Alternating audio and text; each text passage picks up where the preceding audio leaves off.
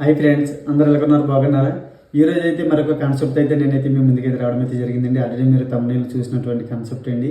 So ముస్లింల గురించి అయితే మనం తెలుసుకుందాం. ముస్లింల గురించి ముస్లిం మ్యారేజెస్ ఏ విధంగా జరుగుతుంది, మ్యారేజ్ సెరమనీస్ ఏ విధంగా జరుగుతాయి, అదేవిధంగా వాటి యొక్క డైవర్స్ ప్రొసీజర్ ఏంటి, తలాక్ చెప్తే అన్నీ డైవర్స్ వచ్చేస్తాయా, లేదంటే ఉమెన్స్కి ఏమైనా రైట్స్ ఉన్నాయా అనే విషయాలు మొత్తానికి అయితే యథార్థ పీరియడ్ అనే విషయాన్ని కూడా మొత్తం అయితే మనం కాన్సెప్ట్ అయితే ఇప్పుడు మనం తెలుసుకుందామండి. ఏం కదండి, ఈ ముస్లిం మ్యారేజ్ అనేది ఏంటంటే ఇది ఒక సివిల్ కాంట్రాక్ట్ అండి. సో సివిల్ కాంట్రాక్ట్ అంటే ఏంటంటే మామూలుగా కాంట్రాక్ట్ అంటే ఏంటంటే ఎక్కడైనా రెండు పార్టీలు ఉండాలి, వాళ్ళ మ్యూచువల్ వాళ్ళైతే కన్సెంట్ ఉండాలి, వాళ్ళ కన్సిడరేషన్ ఉండాలి, యాక్సెప్టెన్సీ కావాలి. సో ఇలాగ కొన్ని ఫీచర్స్ ఏవైతే ఉంటాయో సేమ్ అదేనండి ఇక్కడ కూడా ఏంటంటే ఈ ముస్లిం మ్యారేజ్లో కూడా ఏంటంటే అదే విధంగా అయితే ఉంటుందండి. ముందుగా ముస్లిం మ్యారేజ్ చేసుకోవాలంటే కనుక ముస్లిం మ్యారేజ్ గురించి మనం తెలుసుకోవాలనుకుంటే దానికన్నా ముందు మాకు కొంచెం కాన్సెప్ట్ అయితే చెప్తండి. సో ఈ ముస్లిం అనేది ఏంటంటే ఈ ఇస్లాం అనే పదం ఏంటంటే షరియత్ అనే అంటామండి. ఈ ఇస్లాంని షరియత్ అని పిలుస్తాము. అంటే ఏంటంటే దేవుని చాలా గొప్పదని, దేవుని నుంచి వచ్చిందని మనం అయితే గ్రహించాలండి. అయితే దీన్ని ఎవరు రాశారంటే మహమ్మద్ ప్రవక్త గారు అయితే రాయడం అయితే జరిగిందండి. ఆయన చనిపోయిన తర్వాత నుంచి ఇక్కడ గొడవలు అనేవి స్టార్ట్ అయినాయి. సో ఈ గొడవలు అంటే ఏం కదండి, అక్కడ రిలీజియస్ హెడ్ అనేది ఉండాలండి, ఇమామ్ అనేది ఒకరు ఉండాలి ఆ ముస్లిం సంబంధించి. అయితే ఆయన చనిపోయిన తర్వాత దాని గురించి ప్రస్తావన లేదు కాబట్టి ఇందులో అయితే రెండు వర్గాలుగా అయితే చీలిపోయారండి. అప్పుడు అంటే ఒకటి ఏంటంటే షియా, రెండోదేమో సున్నీ. సో షియా వర్గములు ఏంటంటే ఇప్పుడు ప్రపంచం మొత్తం మీద అయితే చాలా తక్కువగా ఉంటారండి. ఇంకో విషయం ఏంటంటే వాళ్ళు స్త్రీలకైతే ఇంపార్టెన్స్ ఇస్తారండి. షియా వర్గం వారు అయితే సికి అయితే ఎవరైతే స్త్రీలు ఉన్నారో, ముస్లిం స్త్రీలు ఉన్నారో వాళ్ళకైతే ఇంపార్టెన్స్ అయితే ఇవ్వడం అయితే జరుగుతుందండి. అదేవిధంగా ఏంటంటే ఈ సున్నీ వర్గం. సో ఈ సున్నీల ప్రకారం ఏంటంటే వీళ్ళు కూడా ఒక వర్గం అంటే ప్రపంచం మొత్తంలో అయితే వీళ్ళు ఎక్కువ మంది అయితే ఈ సున్నీలకు సంబంధించిన వర్గాలు, ఈ సున్నీ వర్గం అయితే ఎక్కువైతే ఉండండి. సో ఏంటంటే మ్యారేజ్ సెరమనీస్ కూడా ఏంటంటే ఇప్పుడు తెలుసుకుందాం. అసలు మ్యారేజ్ ఏ విధంగా జరుగుతుంది ఏంటనేది ఇప్పుడైతే మనం తెలుసుకుందామండి. ముందుగా అయితే వివాహం చేసుకునేటప్పుడు ఏంటంటే ఖచ్చితంగా అయితే ఖచ్చితంగా అయితే ఇక్కడ ఎవరైతే ముస్లిం ఉన్నారో వాళ్ళు అతను ముందుగా యాక్సెప్టెన్సీ అతను ప్రపోజ్ చేయాలి. ఆ ప్రపోజ్ అనేది ఏంటంటే ఆవిడ ఈ యాక్సెప్ట్ అనేది ఎవరైతే ఆ ముస్లిం యువతి ఎవరైతే ఉన్నారో వివాహం చేసుకునే యువతి ఆ అమ్మాయి అయితే యాక్సెప్టెన్సీ కావాలి. ఎప్పుడండి? బిఫోర్ కాదు, ఒక రోజు 2 రోజుల ముందు కాదండి. ఇప్పుడు పెళ్లి జరుగుతున్న సమయంలో, ఇప్పుడు ఈ రోజు కనుక ఈ టైంలో కనుక పెళ్ళి ఈ రోజు జరుగుతుంది, ఇదే టైంలో జరుగుతుంది. సో ఈ టైంలో ఆయన ప్రపోజ్ చేయాలి, దాన్ని ఆవిడ యాక్సెప్ట్ చేయాలి మ్యారేజ్ గురించి. సో ఈ యాక్సెప్టెన్సీ ఇస్తేనే ఆ మ్యారేజ్ అయితే వ్యాలిడ్ అయితే అవుతుందండి. సో ఆవిడ కనుక యాక్సెప్టెన్సీ లేకపోతే ఈ మ్యారేజ్ అయితే వాయిడ్ అండి, చల్లదండి మ్యారేజ్. సో ఇదైతే గమనించుకోండి. అదేవిధంగా ఇక్కడికి వచ్చేసరికి మ్యారేజ్ వచ్చేసరికి ఏంటంటే సియాల ప్రకారం ఏంటంటే ఫిట్నెసెస్ అనేది అవసరం లేదండి. బట్ సున్నీలా అయితే అలా కదండి. ఖచ్చితంగా అయితే ఏంటంటే 2 ముస్లిం విట్నెసెస్ కావాలండి, మేల్ పర్సన్స్. ఇన్ కేసు అలా కాకపోతే 1 male person and 2 female persons అయితే ముస్లిమ్స్ అయితే కావాలండి ఇక్కడ. అదేవిధంగా ఏంటంటే ఇక్కడ మెహరాద దౌర్, ఇక్కడ మెహరా అనొచ్చు లేదా డోవర్ అనొచ్చు. డోవర్ అంటే ఇది ఏంటంటే మన హిందూ మ్యారేజ్ ప్రకారం, మన హిందూలో ప్రకారం మనకి కామన్గా తెలిసిన వర్డ్ ఏంటంటే దౌరీ అండి. సో ఈ దౌరీకి ఆపోజిట్ వర్డ్ ఏంటంటే దోవర్ లేదా మెహర్. అంటే ఏంటంటే ఇక్కడ ఎవరైతే వివాహం చేసుకుంటున్నాడో ఆ ముస్లిం వ్యక్తి అతను స్త్రీకి ఇవ్వాలండి అమౌంట్. ఇక్కడ మనకు తెలిసిన ప్రకారం ఏంటంటే మనందరం కూడా ఏంటంటే స్త్రీ దగ్గర నుంచి పురుషుడికి తీసుకుంటారు. ఇప్పుడు అలా కదండి. ఇది ఆ ముస్లిం ఎవరైతే వ్యక్తి ఉన్నారో మ్యారేజ్ చేసుకునే వ్యక్తి, ఆ వ్యక్తి అనేది ఎవరికి ఇవ్వాలంటే ఆ స్త్రీకి, ఆ ముస్లిం గాళ్ళు ఎవరైతే ఉన్నారో ఆ వివాహం చేసుకునే అమ్మాయికి అయితే ఇక్కడ కొంత దోవర్ అయితే ఇవ్వాలండి. దోవర్ లేదా మెహర్ అని అంటాం దీన్ని. అంటే వాళ్ళ దృష్టిలో ఏంటంటే ఇవన్నీ అమౌంట్ కానీ లేదా వస్తువులు కానీ ఆ టైంలో ఉంటాయండి, అవండి. సో కంపల్సరీ ఇవ్వాలండి. అయితే ఇక్కడ ఈ దోవర్ అనేది కూడా ఏంటంటే ప్రాంప్ట్ దోవర్ అంటాం. అంటే ప్రాంప్ట్ దోవర్ అంటే ఇమ్మీడియట్లీ ఇచ్చేయాలని ఉంటుందండి. సో ఇమ్మీడియట్లీ ప్రాంప్ట్ దోవర్ ఇవ్వాలని ఉంటుంది. అలా కాకుండా ఇక్కడ ప్రాంప్ట్ దోవర్ లేదా ఇంకోటి ఏంటంటే డిఫర్డ్ దోవర్ అండి. సో డిఫర్డ్ దోవర్ అంటే ఏంటంటే ఇది పెళ్లి చేసుకున్న తర్వాత కొంతకాలానికి ఇస్తారని చెప్పుకోవడం. అయితే ఈ లోపల కనుక భర్త కనుక చనిపోతే కనుక ఏంటంటే ఆ డోవర్ అనే అమౌంట్ ఏదైతే ఉందో అది ఎప్పుడైనా వసూలు చేసుకునే అయితే రైట్ అయితే ఉంటుందండి. అంటే ఎక్కడి నుంచి ఎవరైతే చనిపోయిన వ్యక్తి అతను భర్త ఉన్నాడో అతని ఆస్తిని, ప్రాపర్టీస్ని అమ్మి దాని నుంచి తీసుకొచ్చండి. లేదు ఇమ్మీడియట్లీగా తను ఎప్పుడు కావాలంటే అప్పుడు అడిగే రైట్ కూడా ఉంటుందండి ఆ డావర్ విషయంలోనూ ఎప్పుడైనా చెల్లించాలండి, లేదా ఆఫ్టర్ డైవర్స్ తర్వాత అయితే చెల్లించాలండి. ఈ డావర్ కూడా ఏంటంటే మెహర్ డావర్ లేదా మెహర్ అనేది కూడా ఏంటంటే ఈ ముస్లిం మ్యారేజ్ యాక్ట్ అయితే కంపల్సరీ అండి. ఇక్కడ కన్సిడరేషన్ అండ్ దీన్ని ఏమంటామంటే మనం కన్సిడరేషన్ అండ్ మెయింటెనెన్స్ అని కూడా అనొచ్చు ఇంకా చెప్పాలంటే. సో ఇక్కడ అయితే దీన్ని మనం మెయింటెనెన్స్ కింద కూడా అయితే భావించవచ్చండి. సో ఈ విధంగా అయితే అక్కడ ముస్లిమ్స్ అయితే వివాహం అయితే జరుగుతుంది. ఇప్పుడు రీసెంట్గా ఏంటంటే అక్కడ వీడియో కాల్స్ ద్వారా కూడా మనం వివాహం జరుగుతుందని తెలుసుకుంటున్నామండి. అవునండి, జరుగుతుందండి. వీడియో కాల్లో అక్కడి నుంచి అతను ప్రపోజ్ చేయడం, ఇక్కడేమో ఎవరైతే ఈ ముస్లిం యువత ఉన్నారో అతను యాక్సెప్టెన్స్. సో ఇక్కడ మనం మెయిన్ కావాల్సింది ఏంటంటే ఆఫర్ అండ్ యాక్సెప్టెన్సీ. సో అతను ఆల్రెడీ ప్రపోజ్ చేస్తున్నాడు, ఈవిడ యాక్సెప్ట్ చేసింది. సో యాక్సెప్ట్ ఇక్కడ జరిగింది కాబట్టి, పూర్తిగా జరిగింది కాబట్టి ఇది ఇలాంటి వీడియో కాల్లో మ్యారేజెస్ కూడా ఏంటంటే వాళ్ళ ప్రకారం అయితే ఇవైతే యాక్సెప్టబుల్ అండి. అయితే ఇందులో కూడా కొన్ని కండిషన్స్ ఉంటాయండి. ఏది వ్యాలిడ్ మ్యారేజ్ అంటే ఏంటి తెలుసుకోవాలి, వ్యాలిడ్ మ్యారేజ్ ఏంటి, వాయిడ్ మ్యారేజ్ ఏంటి అనేది కూడా తెలుసుకుందామండి. వ్యాలిడ్ మ్యారేజ్ని సనహ అంటామండి, సనహ మ్యారేజ్ అంటాం. అంటే ఏంటంటే ఖచ్చితంగా ఏంటంటే ఇక్కడ కూడా కొన్ని రూల్స్ అయితే ఫాలో అవ్వాలండి. ఏదంటే ప్రొహిబిటెడ్ డిగ్రీస్ ఉంటాయో వాళ్ళు పెళ్లి చేసుకోకూడదండి. అంటే ప్రొహిబిటెడ్ రిలేషన్షిప్స్ అండి. అంటే ఏంటంటే బ్లడ్ రిలేషన్స్ కానీ, లేదా ఇంటికి ఎవరైనా మ్యారీడ్ వచ్చిన ఇంట్లో కుటుంబంతో ఎవరికైనా మ్యారేజ్ అయిన వ్యక్తిని మళ్ళీ చేసుకోవడం కానీ, అలా కాకుండా ఫాస్ట్ ఏజ్ అంటే కొంతమందిని దత్తత తీసుకునే పిల్లలు అని అంటాం మాకు. అలాంటి వాళ్ళని కూడా ఏంటి పిల్లల్ని కూడా అయితే మ్యారేజ్ చేసుకోకూడదండి. ఇది కూడా ఉంటుందండి. అదేవిధంగా ఏంటంటే ఇక్కడ మెయిన్ కాన్సెప్ట్ వచ్చేసరికి ఏంటంటే వీళ్ళకి వచ్చేసరికి ముస్లింల ప్రకారం ఏంటంటే నలుగురిని అయితే వివాహం చేసుకోవచ్చండి. సో నలుగురికి అయితే సున్నీల ప్రకారం, అదే సియాల ప్రకారం ఏంటంటే నలుగురిని అయితే వివాహం చేసుకోవచ్చు. ఇన్ కేసు ఐదుగురు కనుక ఆ నలుగురు ఉండగా ఇంకొక వ్యక్తి కనుక చేసుకుంటే కనుక అది వాయిడ్ అయితే అవుతుందండి సియాల ప్రకారం. అయితే సున్నీల ప్రకారం అయితే అదైతే వాయిడ్ కాదండి, దాన్ని ఏంటంటే ఇర్రెగ్యులర్ మ్యారేజ్ అంటాం. సో ఇర్రెగ్యులర్ మ్యారేజ్ అనేటప్పుడు వాళ్ళకి ఏముంటుందంటే ఒక రైట్ అయితే ఉంటుందంటే ఆ కండిషన్ ఏంటంటే వీళ్ళు కనుక మ్యారేజ్ చేసుకుంటే ఎవరో ఒకరికి డైవర్స్ అయితే ఇవ్వాలి. సో డైవర్స్ ఇచ్చి తర్వాత మ్యారేజ్ అయితే చేసుకోవచ్చండి. అంటే అక్కడ డైవర్స్ ఇవ్వడానికి గల కారణాలు కూడా చెప్పాల్సిన అయితే అవసరం అయితే లేదండి ఆ పరిస్థితుల్లోనూ. సో ఇదే మీరు గమనించుకోండి. సో అతనైతే డైవర్స్ ఇచ్చి మళ్ళీ అంటే ఇంకో పెళ్లి చేసుకోవచ్చు. అలాగే నలుగురు భార్యలు అయితే ఉండొచ్చండి. సో తర్వాత ఇంకెవరికైనా వివాహం చేసుకునే ఉద్దేశం ఉంటే కనుక ఖచ్చితంగా అయితే డైవర్స్ ఇచ్చి వివాహం చేసుకోవాలండి. సో ఇదేంటంటే సియలాలో ఉన్నదండి, సున్నీలాలో అయితే మాత్రమైతే ఇది ఉంటుందండి. ఇది కూడా మీరు గమనించుకోండి. సో దీని ప్రకారం ఇక్కడ మనం రెగ్యులర్ మ్యారేజ్ ఉన్నాం. నెక్స్ట్ మోటా మ్యారేజ్ గురించి తెలుసుకుందాం. మోటా మ్యారేజ్ అంటే ఏంటంటే ఇదండి సియలాలో మాత్రమే ఉంటుందండి. అంటే టెంపరీ మ్యారేజ్ అండి. సో టెంపరీ మ్యారేజ్ అంటే ఏదో 1 సంవత్సరానికి 2 సంవత్సరాలకి ఏదో కాంట్రాక్ట్ తీసుకున్నట్టుగా మ్యారేజ్ చేసుకుంటారండి. సో ఇందులో పుట్టిన పిల్లలు కూడా ఏంటంటే లెజిటిమేట్ పిల్లలండి. సో లెజిటిమేటే. సో దీనిలో కూడా ఏంటంటే తండ్రి అయితే మెయింటెనెన్స్ అనేది చూసుకోవడం అయితే జరుగుతుంది. ఈ మూత మ్యారేజ్ ప్రకారం ఏంటంటే ఎన్నిసార్లు అయినా చేసుకోవచ్చండి మ్యారేజ్, గమనించుకోండి. ఎందుకంటే ఇది టెంపరీ మ్యారేజెస్ కాబట్టి అక్కడ వాళ్ళు అనుకున్న పీరియడ్ అయిపోయింది అనుకో మళ్ళీ ఇంకో మ్యారేజ్ చేసుకోవచ్చు. అలాగే ఎన్ని మ్యారేజెస్ అయినా చేసుకోవచ్చండి. ఇది ఏంటంటే సియాలలో మాత్రమే ఉంది, సున్నీలలో మాత్రం అయితే లేదండి. ఇది కూడా మీరు గమనించుకోండి.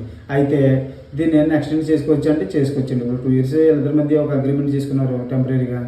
ఇన్కేస్ తర్వాత కూడా వీళ్ళిద్దరు కలుసుకుందాం అనుకుంటే మళ్ళీ కూడా వీళ్ళు ఏం చేయొచ్చు అంటే దీన్ని రెన్యువల్ చేసుకుని మళ్ళీ ఎక్స్టెండ్ చేసుకునే అయితే అవకాశం అయితే ఉంటుందండి ఈ మోటా మ్యారేజ్ ప్రకారం. సో ఈ విధంగా అయితే మ్యారేజెస్ ఉంటాయండి. సో మ్యారేజెస్ అయిన తర్వాత ఏం జరిగిందండి, ఇప్పుడు మనకి కామన్గా జరిగే పాయింట్స్ ఏంటంటే ఇప్పుడు డైవర్స్. సో ఇప్పుడు మనం డైవర్స్ గురించి కూడా మాట్లాడుకోవాలంటే ఏంటంటే ముందుగా ఇక్కడ కామన్గా అయితే 2 ఆప్షన్స్ అయితే ఉన్నాయండి వాళ్ళకి. ఇక్కడ ఒకటేమో జ్యుడిషియల్ అండి. సో త్రూ కోర్టు ద్వారా వెళ్ళి ప్రొసీడ్ అవ్వడం, లేదంటే ఇంట్లో కూర్చొని చేసుకోవడమే. సో వాళ్ళ ఇంట్లో నుంచి కూడా సెటిల్ చేసుకోవచ్చండి.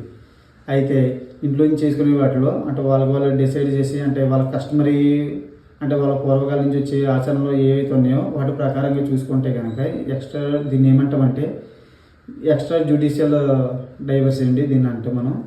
సో ఇక్కడ ఏం జరుగుతుందంటే ఇక్కడ ఇందులో డైవర్స్ గురించి మన ప్రొసీజర్ అయితే ఇప్పుడు తెలుసుకుందామండి. ఏం కదండి ఇక్కడ తలాక్ ఈ అసాన్ అంటాం. ముందుగా తలాక్ ఈ అసాన్. ఈ తలాక్ అని చెప్పే ఎవరైతే తలాక్ చెప్పే వ్యక్తులు ఉన్నారో వాళ్ళు మేల్కి సంబంధించిందండి. సో ఇక్కడ మేల్ ఎవరైతే ముస్లిం పురుషులు ఉన్నారో వాళ్ళు మాత్రం ఇవ్వడం అయితే జరుగుతుందండి. ఇందులో ఒక రకమైతే తలాక్ ఈ అసాన్ అంటాం.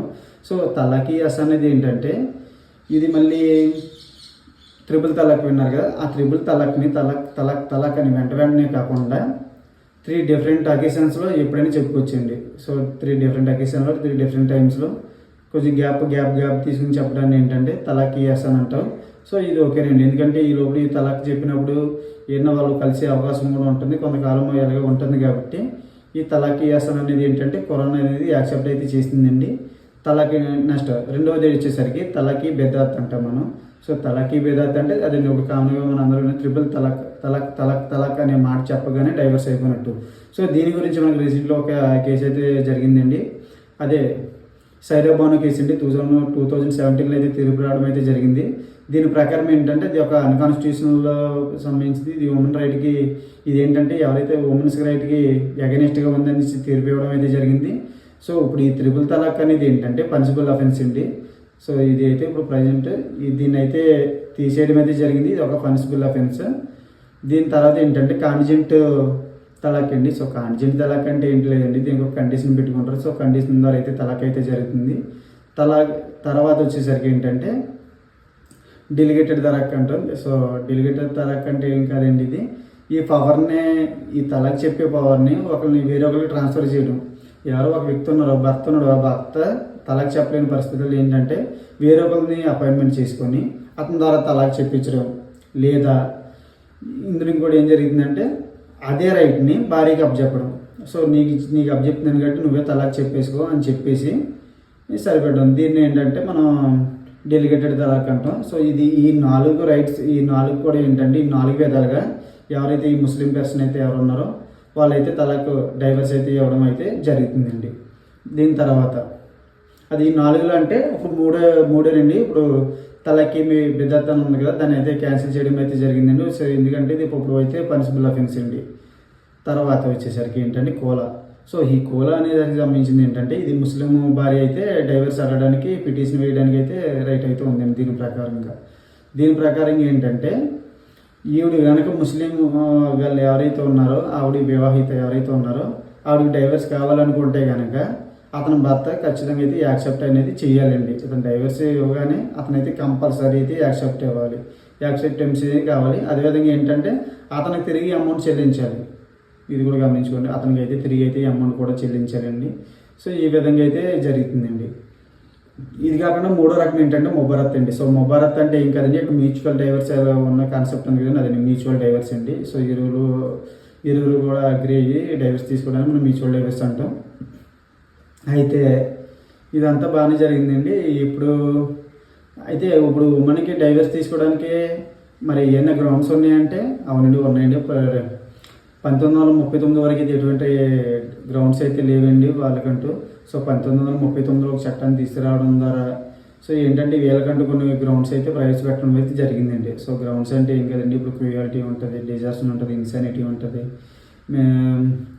ఇంకా చాలా ఉంటాయండి. వాళ్ళని విడిచి వెళ్ళిపోవడం, డిజాస్టర్ను, ఇవన్నీ కూడా ఇంకా చాలా గ్రౌండ్స్ అయితే ఉంటాయండి. ముస్లిమ్స్కి కూడా అప్పటి నుంచి అయితే రావడం అయితే జరిగిందండి. ఇప్పటివరకు చెప్పినంత బాగానే ఉందండి. మరి ఏంటంటే ఈ ఏదైతే పీరియడ్ అంటే ఏంటో వాటి కాన్సెప్ట్ ఏంటో చెప్పండి అంటే, సో ఇప్పుడు దాని గురించి కూడా మాట్లాడండి.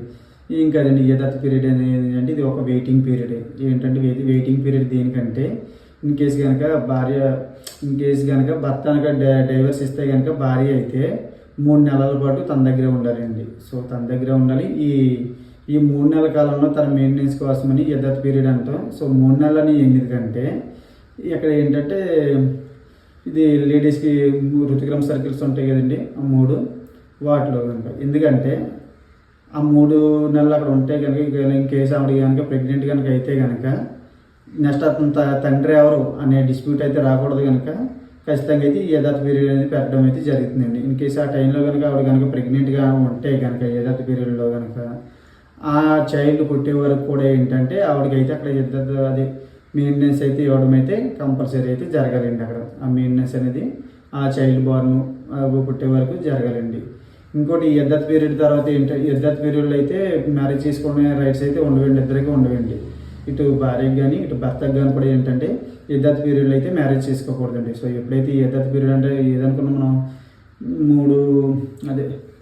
3 మంత్స్ ఏదనుకున్నామో సో ఆ సమయంలో చేసుకోకూడదు.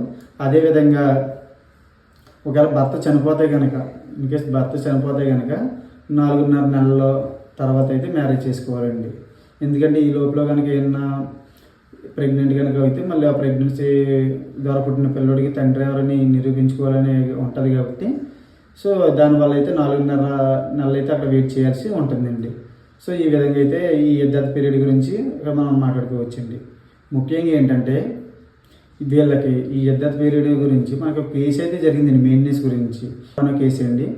సో ఈ సాబాన కేసు వచ్చేసరికి ఏంటంటే సిఆర్పిసి 125 ప్రకారం ఏంటంటే మెయింటెనెన్స్ కేసు అయితే వేయడం అయితే జరిగిందండి.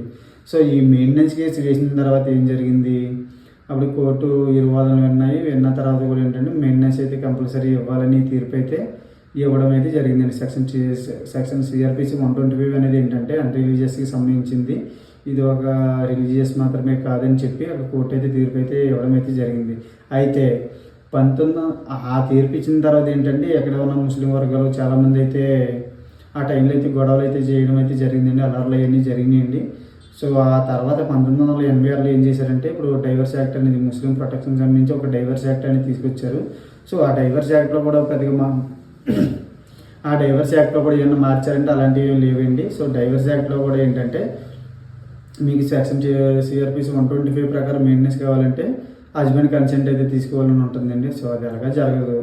సో అది కాకుండా ఏంటంటే ఇద్దరు పీరియడ్స్ మెయింటెనెన్స్ అనేది ఇవ్వాలని ఆ ముస్లిం లా చెప్తుంది, వాళ్ళ ప్రకారం చెప్తున్నాయి, ఆ ఇద్దరు పీరియడ్లో చెప్తున్నారు. సో అదేవిధంగా ఈ సిఆర్పిసి 125 ద్వారా కూడా కొంత చేసుకునే రైట్స్ అయితే ఉన్నాయండి. ఇదండి మామూలుగా ఈ కేసు ప్రకారం ఏంటంటే. అయితే ఈ 1986లో అయితే వీళ్ళకి డైవర్స్ యాక్ట్ అనేది రావడం అయితే ప్రొటెక్షన్ సంబంధించి డైవర్స్ యాక్ట్ అయితే రావడం అయితే జరిగిందండి. సో ఈ విధంగా నాడు పరిస్థితులు అయితే జరిగినాయండి. ఇప్పుడు ఏమన్నా సిఆర్పిసి ప్రకారం 125 మేము అప్లై చేసుకోవచ్చండి. ఇది ఇప్పుడు అన్రిలీజియస్కి కూడా సంబంధించింది. అయితే ఈ కోర్టు అనేది మెయింటెనెన్స్ అనేది ఎలాగిస్తుంది అంటే అండి వాళ్ళ యొక్క ఆర్థిక పరిస్థితిని బట్టి వాళ్ళు ఇండిపెండెంటా లేదా డిపెండెంటా, వాళ్ళకి సంబంధించిన ఏమైనా ఆస్తులు ఉన్నాయి ఏమన్నా ఉన్నాయని తెలుస్తుందండి. ఇందులో మీకు ఇంకో కాన్సెప్ట్ చెప్పాలండి. ఏంటంటే అక్కడ 1986లో తీసుకొచ్చారు కదండి ఈ యాక్ట్. దీని ద్వారా ఏంటంటే డైవర్స్ యాక్ట్ సంబంధించి ఏంటంటే ఒకవేళ ముస్లిమ్స్కి ఉమెన్ కనుక డైవర్స్ అయిన తర్వాత మెయింటెనెన్స్ కావాలంటే తన భర్త నుంచి పొందే రైట్ ఉంటుంది. తర్వాత లేదంటే తనకు సంబంధించిన రిలేటివ్స్ నుంచి కూడా రైట్ అయితే ఉంటుందండి. లేదా వక్ఫ్ బోర్డు ఉంది కదండి, ఈ వక్ఫ్ బోర్డు అయితే ఏదైతే ఉందో దీని నుంచి కూడా అయితే అక్కడ మెయింటెనెన్స్ అయితే తీసుకునే రైట్ అయితే ఉంటుందండి. సో ఈ వక్ఫ్ బోర్డు అనేది ఏంటంటే ఇది చారిటబుల్కి సంబంధించింది, ఇలాగ దీనికి రిలీజియస్కి కోసమే వాడాలండి. దీనికి కూడా వేరే వాటికి వేరే పర్పస్కి కదండి, ఏదైనా చారిటబుల్కి లేదంటే ఇక్కడ రిలీజియస్కి. సో రిలీజియస్కి అంటే ఇప్పుడు మెయింటెనెన్స్ కోసం ఇలా అప్లై చేసుకున్నప్పుడు వక్ఫ్ బోర్డుకి అప్లై చేసుకోవచ్చు. సో వక్ఫ్ బోర్డు నుంచి అయితే మంత్లీ ఎంత అమౌంట్ అనేది రావడం అయితే జరుగుతుందండి. ఇదేంటి కాన్సెప్ట్ అయితే. అందువల్ల ఇది 1980sలో అయితే ఏం జరిగిందంటే అప్పటి నుంచి కూడా ఏంటంటే యూనిఫామ్ సివిల్ కోడ్ అనేది తీసుకురావాలని అప్పటి నుంచి అడగడం అయితే జరుగుతుంది. ఎందుకంటే యూనిఫామ్ సివిల్ కోడ్ అనేది ఇప్పుడు క్రిమినల్ ప్రొసీజర్ ప్రకారం అయితే అందరికీ యూనిఫామ్గా జరుగుతుంది, కానీ ఈ సివిల్ కేసుల్లో సంబంధించి జరగట్లేదు. రిలీజియస్లో ఈ మ్యాటర్స్ రావడం వల్ల ఇప్పుడైతే రావట్లేదు అందరికీ. అందుకని యూనిఫామ్ సివిల్ కోడ్ అనేది ఆర్టికల్ 44 ప్రకారం అయితే దీన్ని తీసుకురావాలని చాలామంది అయితే కోరుకుంటున్నారు. సో అది కూడా జరుగుతుంది అని తెలుసుకుందాం. సో ఈ కాన్సెప్ట్లో కనుక మీకు ఏమైనా డౌట్స్ ఉంటే కనుక మీరు అయితే నన్ను అయితే కాంటాక్ట్ చేయొచ్చండి. అదేవిధంగా నా వీడియో నచ్చితే లైక్ చేయండి, కామెంట్ చేయండి, అదేవిధంగా నెగటివ్ అయితే షేర్ చేయండి. ఫస్ట్ టైం కనుక నా ఛానల్ని ఎవరైనా చూస్తే కనుక సబ్స్క్రైబ్ చేసి సపోర్ట్ చేయండి. థ్యాంక్ యూ సో మచ్ అండి.